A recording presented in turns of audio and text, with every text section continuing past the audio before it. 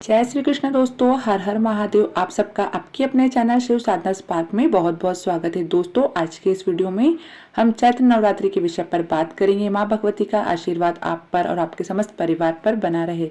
सनातन धर्म में नवरात्रि के पर्व को बहुत महत्वपूर्ण माना गया है। देवी भागवत के अनुसार वर्ष भर में 4 नवरात्रि होती है, 2 प्रकट नवरात्रि और 2 गुप्त नवरात्रि। लेकिन सनातन धर्म में चैत्र मास की जो नवरात्रि होती है वह बहुत ही महत्वपूर्ण मानी गई है। इसका कारण यह है कि इस दिन से ही चैत्र मास की शुक्ल पक्ष की प्रतिपदा तिथि से हिंदू नववर्ष का पहला दिन यानी कि नववर्ष प्रारंभ हो जाता है। मतलब चैत्र मास की नवरात्रि से ही हमारा नववर्ष प्रारंभ होता है, तो इसलिए नवरात्रि बहुत महत्वपूर्ण मानी गई है। आज इस वीडियो में हम जानेंगे चैत्र मास की नवरात्रि कब से प्रारंभ हो रही है, साल 2024 में, और कब तक समाप्त होगी। प्रतिपदा तिथि का प्रारंभ कब होगा, समाप्ति का समय क्या रहेगा, कलश स्थापना करने का शुभ मुहूर्त क्या होगा, नवरात्रि इस बार कितने दिन की है, चैत्र मास की नवरात्रि में माँ दुर्गा की आने की सवारी क्या रहेगी, नवरात्रि प्रारंभ होने से पहले आपको किन बातों का विशेष ध्यान रखना है, संपूर्ण जानकारी आपको इस वीडियो में मिलेगी। अगर आपने हमारे चैनल को सब्सक्राइब नहीं किया है तो सब्सक्राइब कर लीजिए और बेल आइकन को प्रेस कर दीजिए ताकि आने वाले वीडियो के नोटिफिकेशन आपको प्राप्त हो सके। और आपको वीडियो अच्छी लगी तो वीडियो को प्लीज लाइक भी कीजिए। दोस्तों, नवरात्रि में हम माँ दुर्गा के 9 स्वरूपों की आराधना करते हैं। सर्वप्रथम माँ शैलपुत्री की पूजा की जाती है, जो कि कलश की स्थापना के साथ ही पहले दिन हम माँ शैलपुत्री की पूजा करते हैं। माता शैलपुत्री जो कि हिमालय की पुत्री है, इन्हें सफेद रंग बहुत प्रिय है। इनकी पूजा करने से सभी प्रकार की कामनाएं पूर्ण हो जाती है। दूसरे दिन माता ब्रह्मचारिणी की पूजा की जाती है। इनकी पूजा से वैराग्य बढ़ता है, सदाचार आ जाता है और संयम बढ़ता है। नवरात्रि के तीसरे दिन माता चंद्रघंटा की पूजा की जाती है और कहा जाता है कि माता चंद्रघंटा की पूजा से मानव संसारिक कष्टों से मुक्त हो जाता है। नवरात्रि के चौथे दिन माता कुष्मांडा की पूजा की जाती है और इन्हें मालपुए का भोग लगाया जाता है। माता कुष्मांडा की पूजा करने से हर प्रकार की कामनाएं, सुख, समृद्धि, सौभाग्य सब कुछ प्राप्त हो जाता है। पांचवें दिन माता दुर्गा के 5वें स्वरूप माता स्कंद माता की पूजा की जाती है। नवरात्रि के छठे दिन माँ दुर्गा के छठे स्वरूप माता कत्यानी की पूजा अर्चना की जाती है। इनकी पूजा करने से विवाह में आ रही बाधाएं दूर होती है, मन चाहे जीवन साथी की कामना पूर्ण होती है, दाम्पत्य जीवन सुखमय होता है, रूप लावण्य आकर्षण में वृद्धि होती है।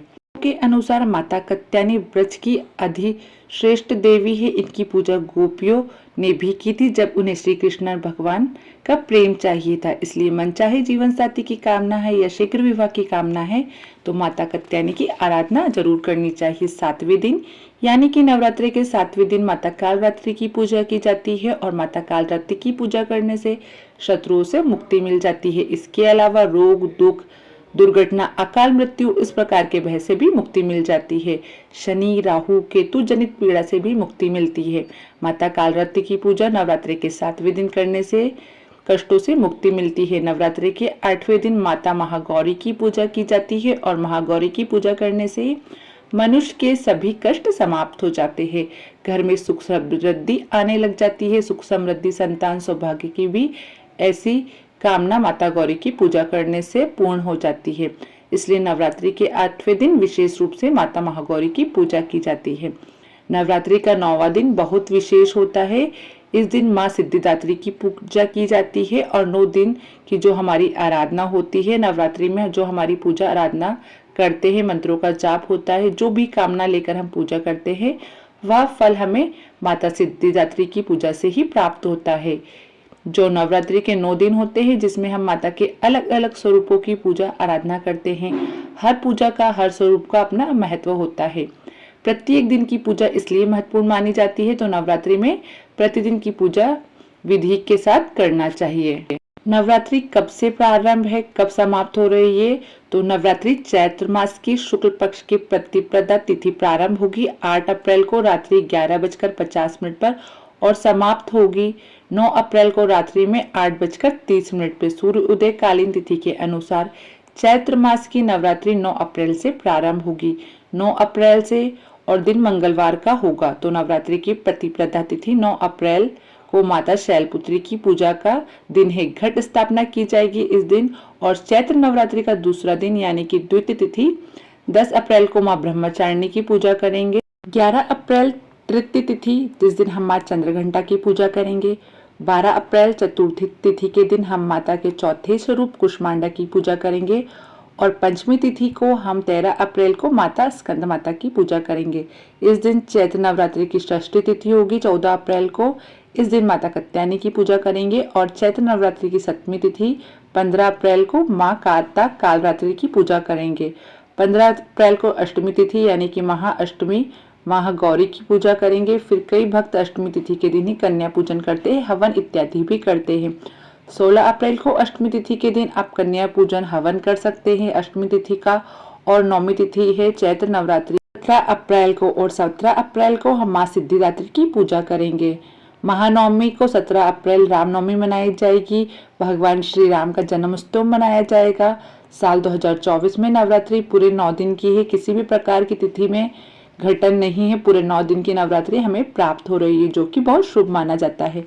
बात करते हैं माता की सवारी की, तो माता नवरात्रि में मंगल और शनिवार के दिन माँ का आगमन घोड़े पर होता है। तो इस बार माता का वाहन है वह घोड़ा है। और अब बात करते हैं घट स्थापना के लिए, कलश की स्थापना करने के लिए शुभ समय क्या रहेगा। 9 अप्रैल को सुबह 6:02 से सुबह 10:16 की अवधि के बीच आप कलश स्थापना कर सकते हैं। और अगर आप किसी कारणवश इस व्रत में कलश स्थापना नहीं कर पाते हैं तो दिन में अभिजीत मुहूर्त में आप कलश की स्थापना कर सकते हैं। अभिजीत मुहूर्त का समय रहेगा 11:57 से दोपहर 12:48 तक। 51 मिनट का समय आपको मिलेगा। इस समय में आप कलश की स्थापना कर सकते हैं। अगर आप सुबह नहीं कर पाते हैं तो जो भक्त नवरात्रि का व्रत धारण करना चाहते हैं, पहली बार व्रत धारण करते हैं, तो आप इस बार की नवरात्रि से अपना व्रत प्रारंभ कर सकते हैं। तो आपको वीडियो अच्छी लगी तो प्लीज वीडियो को लाइक शेयर और सब्सक्राइब कीजिए।